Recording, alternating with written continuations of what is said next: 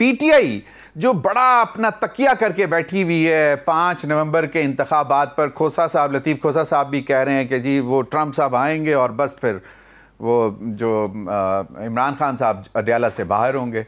इस पर ज़रा कमेंट कर दें। और दूसरा, सीएम केपी वो कहते हैं कि अब तो हम आएंगे तो पूरे जोर से आएंगे। देखें, जो मौलाना फजल रहमान पे एक फिक्रा कहूंगा, मैंने कहा था कि वो साथ बैठ जाएंगे, यानी मुज़ाकरात पे बैठ जाएंगे। मैंने वोटिंग की नहीं बात की, वोट का फैसला तो बाद में होगा ना, लेकिन वो मुज़ाकरात पे जरूर जाएंगे, ये उनका स्टाइल है, बाद ये में नहीं होगा। है। अच्छा, ट्रंप की जो बात है ना, देखें अब इलेक्शन तो बिल्कुल सर पे है। ओहदा तो वो जनवरी के तीसरे हफ्ते में संभालते हैं ना, जो भी प्रेसिडेंट अमेरिका का जीतता है नवंबर में इलेक्शन, उसकी फिर ब्रीफिंग शुरू होती है। पीटीआई की सारी उम्मीदें बिल्कुल हैं, और मुशाहिद हुसैन सैयद साहब ने, हमारे दोस्त ने, ये उम्मीदें सबसे ज्यादा जोर से जगाई हैं। मैं उनको कहीं सुन रहा था, वो कह रहे थे कि जी बस ट्रंप सिर्फ पाकिस्तान को जानता है और पाकिस्तान में इमरान खान को जानता है। और आपको अगर मैं फिक्रा निकाल दूं तो क्लिंटन भी सिर्फ नवाज शरीफ को जानता था, मुशाहिद साहब वजीर इत्तलात थे उस वक्त। ये कोई ऐसी बात नहीं है, हमारे सियासतदान यही काम करते हैं कि जिसको उठाना है फिर किस तरह उठाना है। मुशाहिद साहब हमारे दोस्त हैं, लेकिन मतलब वो मैं बिल्कुल वो मैं कोई कड़ाके नहीं निकाल रहा, लेकिन मैं बात फैक्ट्स के साथ कर रहा हूँ। उस वक्त वो जानता था। इशू ये है कि जिसने ट्रंप के साथ दोस्ती थी और आप बैठ के निकले थे वहां से, उससे आप वर्ल्ड कप जीत के लाए थे, और आपने 5 अगस्त 2019 का सानिया कराया, और जो कुछ इंडिया ने किया वो काबिल कबूल हो गया। हमारे आधे घंटे की हमें खड़े होने की सजा दी थी, इसके अलावा कुछ नहीं किया था। तो मुफादात तो आपने अमेरिका के सर्व किए, मोदी के साथ जो थे। तो आप क्लियर करें कि आप कहां पे खड़े हैं। ट्रंप से आप अमेरिका का नाम लेते थे, और जो बाइडेन से ही अब उम्मीदें वाबस्ता हैं, उसको आप खत लिखवा रहे हैं कि हमें रिलीज कराया जाए। फिर आप उसको कहेंगे वो शकील आफरीदी जिसका ट्रंप 2016 के इलेक्शन में कहते थे, अगर आपको याद हो, कि मैं इसे निकलवाऊंगा, तो नवाज शरीफ ने फिर एब्सोल्युटली नॉट कह दिया था ना उस वक्त। शकील आफरीदी तो नहीं गया। तो आपको और हमें देखना पड़ेगा कि हालात क्या हैं, कैदी के, मुलजिम के क्या हालात वाकयात हैं। ऐसे नहीं होता जिस तरह उम्मीदें बना के ना और लगे हुए हैं। वहां पे पीटीआई पहले की तरह 2018 की तरह वोट कर रही है, फुल उनके लिए, 2020 की तरह ट्रंप के लिए, जिसकी वजह से बाइडेन फिर साथ नहीं लगे थे, पाकिस्तान को उसका उल्टा नुकसान हुआ था। तो आज भी देख लें कि हमें बतौर पार्टियां किस तरह काम करना चाहिए। हमें अपने डायस्पोरा को ओवरऑल अपने मुफाद के लिए इस्तेमाल करना चाहिए, और बाकियों को कह देना चाहिए कि आपका जिसको दिल करता है वोट दिया जाना चाहिए। ये नहीं करना चाहिए जो हमने काम शुरू कर दिया। मियां नवाज शरीफ साहब ने जो कल बात की कि मत छेड़ें मुझे, मैं सब्र से बैठा हूं, मुझे बैठे रहने दें, एक तूफान है जो दिल में रखा हुआ है, ये क्या परेशानी क्या है सर? क्यों नहीं बोल पा रहे, बात क्यों नहीं कर पा रहे? आमिर इलियास राना साहब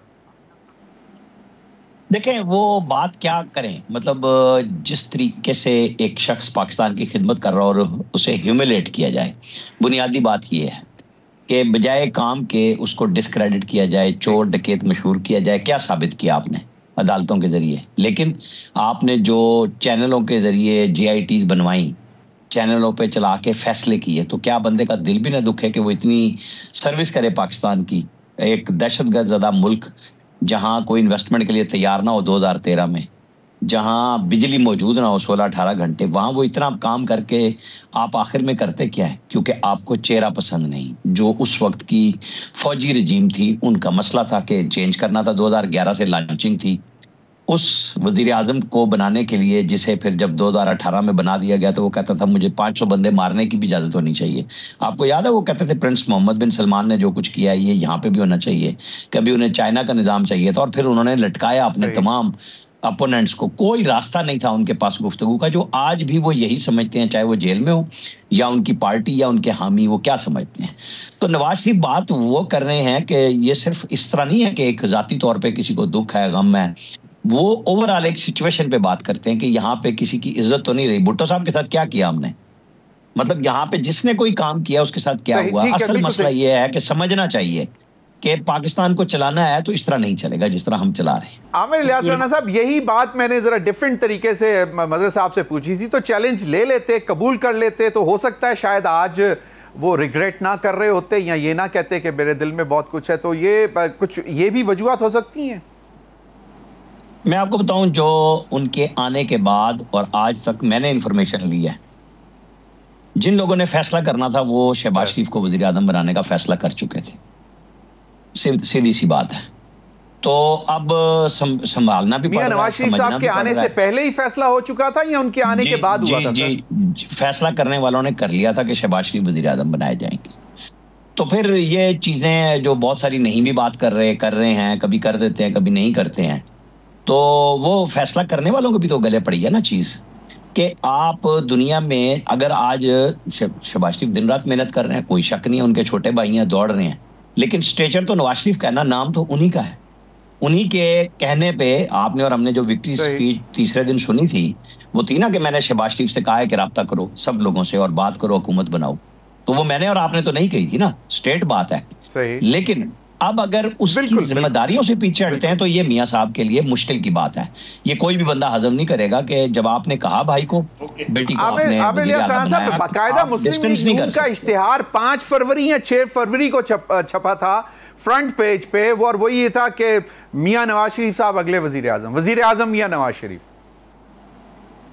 नहीं तो वो नवाज दो क्या था, मतलब मैं तो आपको कह रहा हूँ तो उस तहरीक में, उस इलेक्शन कैंपेन में नवाज शरीफ के अलावा तो नहीं था ना, और ब्रांड भी वही है उनका PMLN का, और क्या था, वो ब्रांड तो नहीं था ना, क्योंकि शहबाज शरीफ तो PDM की गवर्नमेंट के वजारत उज़्मा करके जो महंगाई कर चुके हुए थे वो पिट चुके हुए थे। उसमें उनकी तमाम गवर्नेंस की जो खूबियां सूबे में आई थी वो खराब हो चुकी हुई थी। जितनी महंगाई, उसके अंदर सिर्फ शहबाज शरीफ जिम्मेदार नहीं थे, वो एक सिस्टम था जो इमरान खान IMF के साथ छोड़ के गए थे, मुआहदा तोड़ के और कीमतें कम करके गए थे। तो उन्होंने चूंकि हुकूमत संभाली लिया था, जिम्मेदार भी वो हो गए। या तो वो इलेक्शन मई में जो प्लान बन गया था वो करा देते। वो उस वक्त मियां साहब गुस्से में ना आते जब इमरान खान ने 25 मई की तड़ी लगाई थी कि मैं आ रहा हूं, जहां पे तकरीर तैयार थी असेंबली तोड़ने की, वो ना होती तो शायद हालात और होते। लेकिन चूंकि अब हालात और वक्त बदल चुका है ना, जो आज की बात है हमें तो आज पे करनी है, तो अब जिम्मेदारी नवाज शरीफ की भी उतनी है जितनी शहबाज शरीफ की है, बल्कि उनकी नवाज शरीफ की फिर भी ज्यादा है कि उन्हें पसे पर्दा रह के बड़ा खुल के, जैसे मरियम नवाज के साथ वो कर रहे हैं, उन्हें वफाकी हुकूमत पे हाथ रखना चाहिए, खुल के सामने आना चाहिए, बिल्कुल बैकग्राउंड में नहीं जाना चाहिए, क्योंकि उनकी जिम्मेदारी है कि भाई वजीर आजम बना। अब वो इंटरनली जो भी सिचुएशन थी, जो का फैसला था, लेकिन उन्होंने ओन किया था, तो उसको लेके चलना पड़ेगा, क्योंकि इसके बगैर बात बनती नहीं। मजहर साहब को हम दोबारा कांटेक्ट करते हैं। आमिर राना साहब, अब ये बड़ा एक चैलेंज सामने आ रहा है कि 27वीं आईनी तरमीम है, एक तो इस पर भी हमारी रहनुमाई फरमाएं, क्योंकि बड़े डिफरेंट ओपिनियंस आ रही हैं। कोई कहते हैं जी मुसवदे पर काम शुरू हो गया है, कोई कहते हैं जी अभी तक तो बिल्कुल अंडर कंसिडरेशन ही नहीं है। एक तो ये क्लियर कर दें, और दूसरा क्या ये अब चैलेंजेस होंगे आने वाले दिनों में, क्योंकि JUI ने, मौलाना साहब ने तो वाज़ेह तौर पर कह दिया है कि come what may 27th amendment जो है वो नहीं पास होने देंगे, खासतौर पर मिलिट्री कोर्ट्स के हवाले से। आपने 3-4 सवाल पूछे हैं।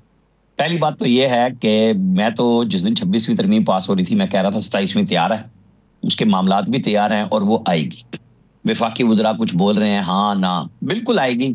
लेकिन साथ में ये कह रहा हूं कि जो अब चूंकि डेट आ चुकी है ना, परसों सुप्रीम जुडिशल कमीशन की मीटिंग है जिसमें आईनी बेंच का फैसला होना है। ये फैसला उसकी नॉमिनेशन इत्तेफाक राय से होता है या कसरत राय से होता है, ये फैसला करेगा कि कितनी जल्दी 27वीं तरमीम आनी, उसमें हालात क्या होंगे, वही तय करेगी मीटिंग।